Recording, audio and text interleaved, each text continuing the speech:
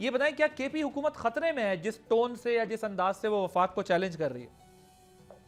دیکھیں عادل صاحب، پہلی بات ہے کہ ایک فورم ہے اے پی سی کا، اس میں دیکھ لیں کہ وزیر اعلیٰ صاحب کتنی سنجیدگی سے اس میں آتے ہیں یا کتنی سنجیدگی سے اس میں بات کرتے ہیں۔ اب ظاہری بات ہے کہ ایک نیشنل ایکشن پلان ہے اور نیشنل سیکیورٹی پلان یا نیشنل سیکیورٹی پالیسی جو ہے اس کی بھی اوپر اپڈیٹنگ پہ حکومت لگی ہوئی ہے، اور تمام تر چیزوں کو دیکھتے ہوئے یہاں پہ جو بات آپ نے کی کہ کے پی کے وزیر اعلیٰ صاحب کی حکومت کے بارے میں، اس میں کوئی زیادہ ذکر نہیں کروں گا۔